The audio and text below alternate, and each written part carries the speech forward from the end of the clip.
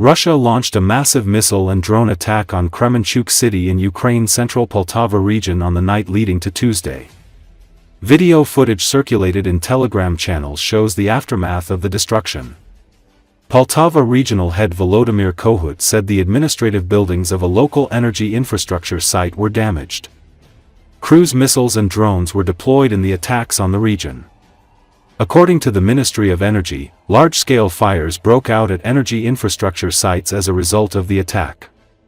Rescue workers and energy specialists are working to eliminate the consequences of the Russian strikes. The attack on Kremenchuk was the largest in the city since the start of Russia's full-fledged invasion of the country in February 2022. Tuesday's strike was among the series of Russian attacks on Poltava region. Earlier on August 12, Russia struck Kremenchuk with cruise missiles, with several explosions recorded in the city.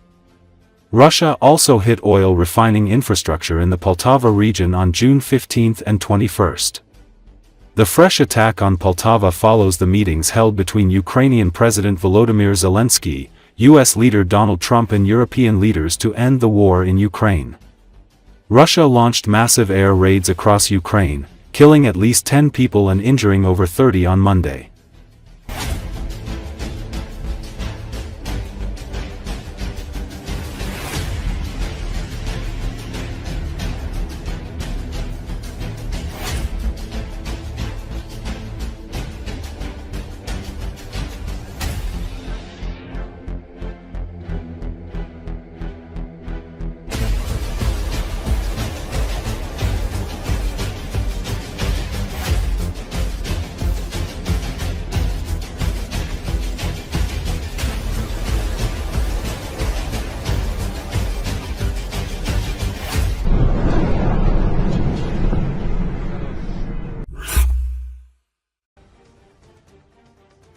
The Ukrainian strike on the Unecha production and control station in the Bryansk region put 2 pumping stations of the Druzhba oil pipeline out of action at once. Satellite images recorded large-scale destruction and fires.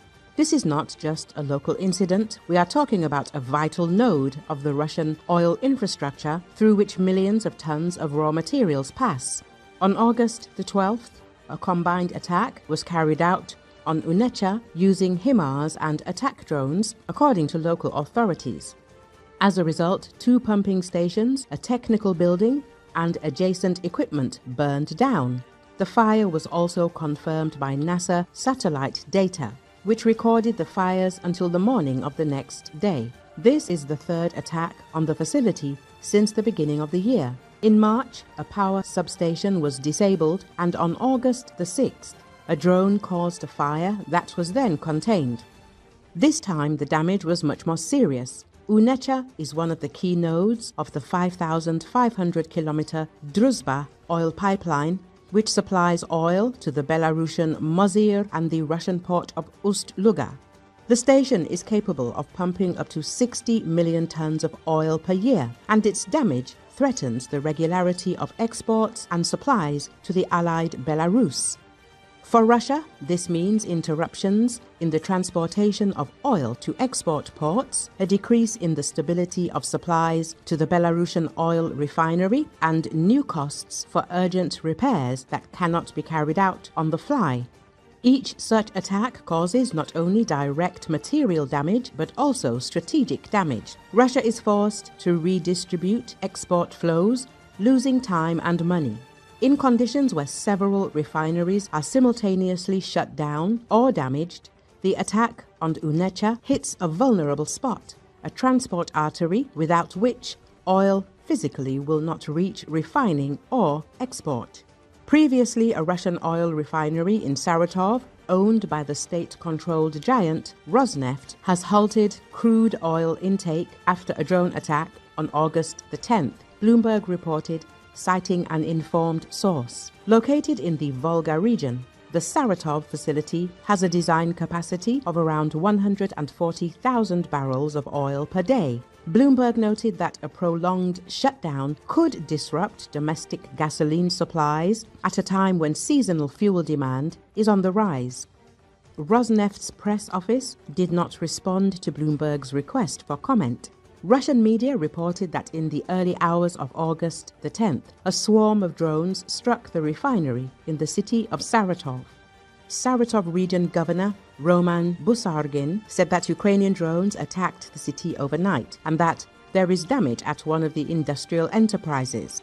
Later, Ukraine's general staff confirmed that Ukrainian forces had struck the Saratov oil refinery, describing it as one of the key fuel infrastructure facilities of the Russian Federation, involved in supplying occupation forces with petroleum products. Since the start of 2024, Russian refineries have faced regular attacks from Ukrainian drones. In some cases, primary oil processing units have been knocked offline, requiring repairs.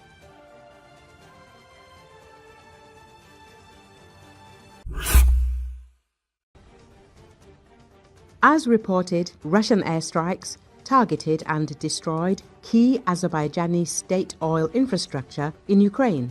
In response, Turkey signaled its readiness to deploy forces to Azerbaijan, setting the stage for a large-scale rebalancing of power in the South Caucasus, Euromaidan Press media outlet says.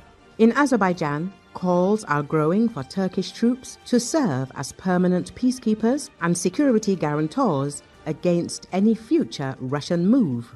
The idea gained momentum after an Azerbaijani journalist asked President Recep Tayyip Erdogan when the Turkish army would come to Azerbaijan, noting that without it, there is always the risk of a new Russian occupation. Azerbaijanis argue that Turkish soldiers are the ultimate deterrent to Moscow as Russia continues moving additional troops toward the Azerbaijani border and reinforcing its bases in Armenia despite Armenian protests.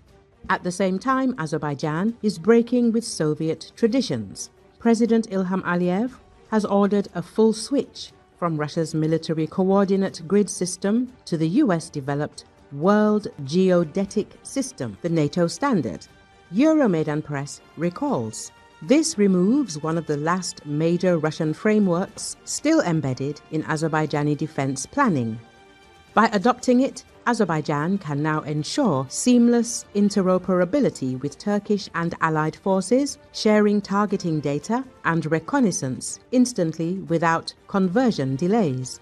The technical shift carries a clear strategic signal. Azerbaijan is aligning its military infrastructure with the West, removing dependency on Russian systems in wartime. This strengthens the case for permanent Turkish troop deployments, ensuring both forces could operate jointly from day one, Euromaidan Press says. The sharpest warning came after Russian missile and drone strikes destroyed facilities of Sokar, Azerbaijan's state oil company, in Ukraine. In response, Baku threatened to go beyond humanitarian and defense support, raising the possibility of sending weapons directly to Ukraine. Notably, the Baku-based Avia aggregate plant began producing 122mm and 155mm artillery shells in 2022, using Turkish and Bulgarian production lines. These are exactly the munitions Ukraine urgently needs.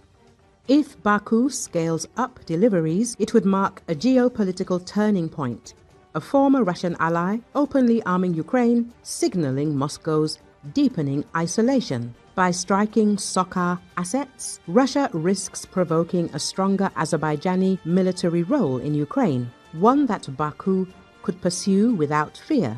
If Turkish peacekeepers are deployed in the region, Euromaidan Press says, the irony is clear. By hitting Sokar in Ukraine, Russia may have accelerated trends already underway, turning Azerbaijan into an active security partner for both Turkey and Ukraine.